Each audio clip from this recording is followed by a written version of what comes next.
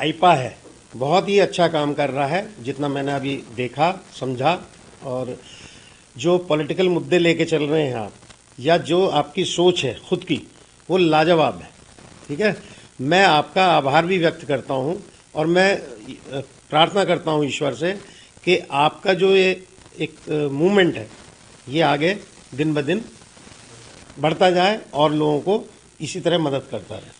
जो मध्यम वर्ग है और गरीब है उसके हित के बनेंगे, इससे अलावा हम किसी कॉरपोरेट के हित का कोई कानून नहीं बनाने जा रहे। दूसरी चीज़, अगर केंद्र में मान लिया कभी हमारी सरकार आती है ना, तो उसमें हम राष्ट्रपति की जो सैलरी है वो हाईएस्ट सैलरी होगी, किसी कॉरपोरेट की नहीं कि 40-50 करोड़ रुपए साल की सैलरी है उसकी। भाई राष्ट्रपति फिर बड़ा काहे का होगा? ठीक है ना। तो ये कॉरपोरेटोक्रेसी को हमें समाप्त करके डेमोक्रेसी को लाना। डेमोक्रेसी का मतलब जनता की सरकार, जनता के लिए, जनता द्वारा।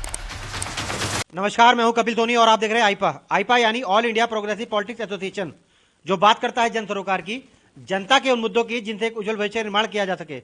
बदलाव प्रकृति का नियम है और किस प्रकार की राजनीति में बदलाव बेहद जरूरी है। आज इन्हीं सब बातों को जानने के लिए हमारे साथ डॉक्टर सुधीर अग्रवाल हैं। इन्हीं से जानेंगे किस प्रकार की वर्तमान में राजनीति में बदलाव बेहद जरूरी है ताकि एक उन्नत और समृद्ध भविष्य का निर्माण किया जा सके। बात करें डॉक्टर सुधीर अग्रवाल की, तो पिछले काफी समय से सामाजिक और राजनीतिक कार्य में बढ़ चढ़कर हिस्सा ले रहे हैं, गरीबों की मदद करते आ रहे हैं, असहायों का साथ देते आ रहे हैं और जो जिला कुष्ठ अधिकारी के पद पर भी ये शासन उत्तर प्रदेश सरकार में रह चुके हैं। पढ़े लिखे हैं, समझदार हैं और सामाजिक भी हैं। और कह सकते हैं कि इस बार विधानसभा चुनाव में समग्र विकास पार्टी इस बार कैंट विधानसभा से चुनाव भी लड़ रहे हैं। आज इन्हीं से जानेंगे किस मुद्दों को लेकर प्रगतिशील राजनीति की जा सकती है और क्या बदलाव होंगे। क्या बहुत बहुत स्वागत है, क्या कहेंगे आईपा के बारे में? बहुत अच्छा लगा मुझे आपसे मिलके, और आपका जो आईपा है बहुत ही अच्छा काम कर रहा है जितना मैंने अभी देखा समझा। और जो पॉलिटिकल मुद्दे लेके चल रहे हैं आप, या जो आपकी सोच है खुद की, वो लाजवाब है।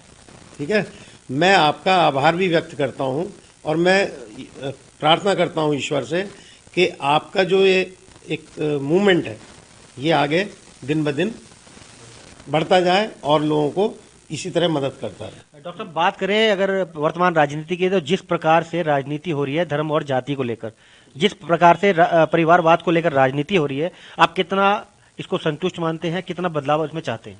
सांप्रदाय, हमारा तो कहना ही है कि जाति संप्रदाय छोड़ो, सारी दुनिया को जोड़ो, ज्ञान विज्ञान अपनाओ, वसुधा को स्वर्ग बनाओ।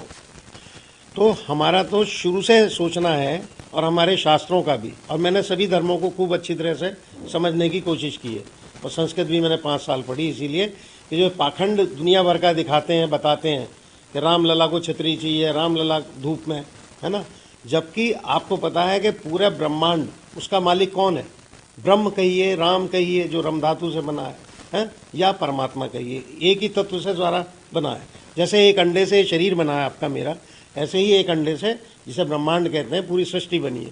तो सारे ही धर्म जाति के लोग, सारी लाइफ या डेड चीज़ें जिन्हें कहते हैं हम, वो सब एक ही तत्व से बने हैं।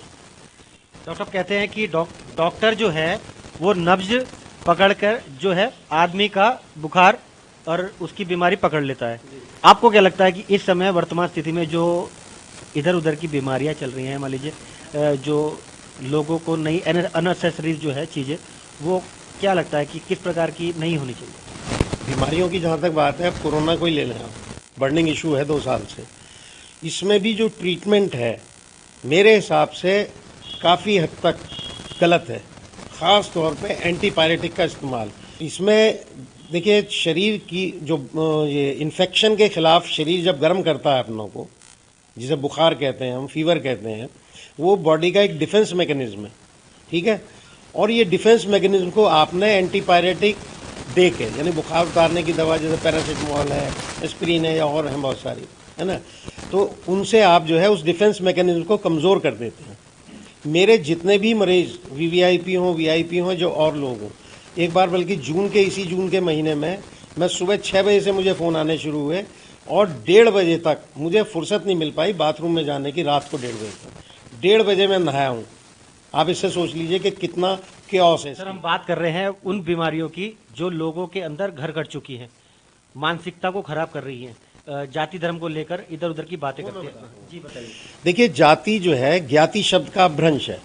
इसका मतलब है जिससे जाना जाए, और हमारी जो पार्टी है उसके हिसाब से सिर्फ एक ही जाति है, मनुष्य जाति, ठीक है, या गौ जाति या महिष जाति यानी भैंस।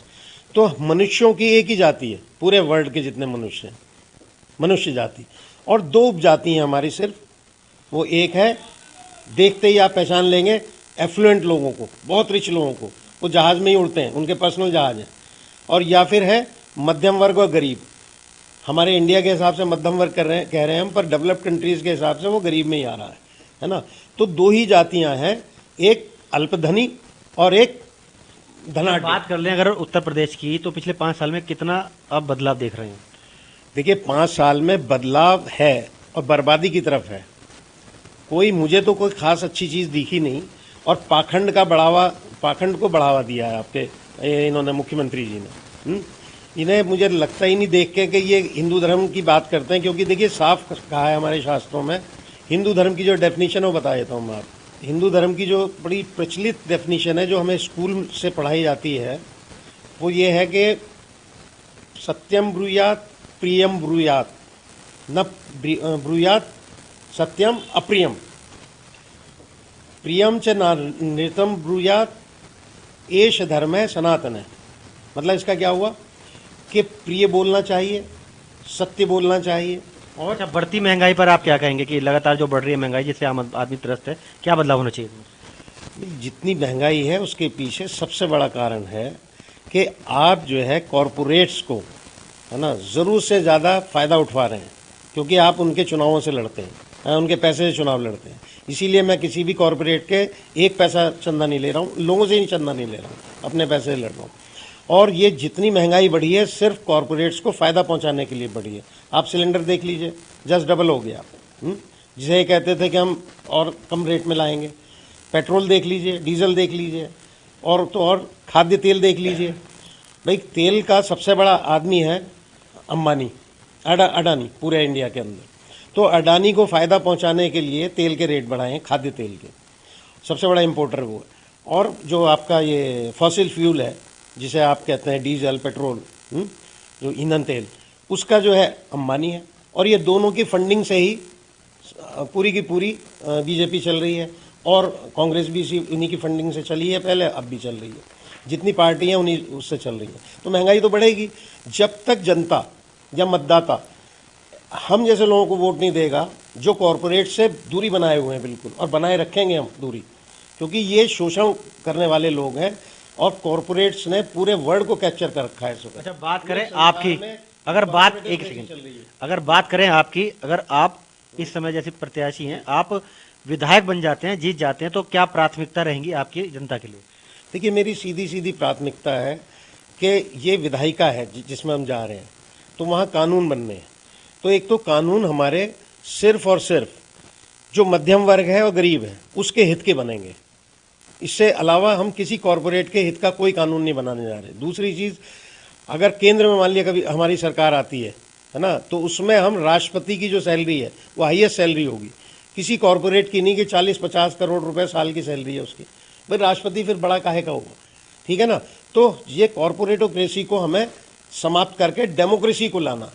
डेमोक्रेसी का मतलब जनता की सरकार, जनता के लिए, जनता द्वारा। अच्छा, बात कर लें स्मार्ट सिटी की और हाईकोर्ट बेंच की, तो पिछले काफ़ी समय से मेरठ की जनता की आवाज़ है कि ये दोनों मांगे पूरी होनी चाहिए। अगर आपकी जो पार्टी है सत्ता में आती है, तो क्या इन दोनों का विस्तरण किया जाएगा?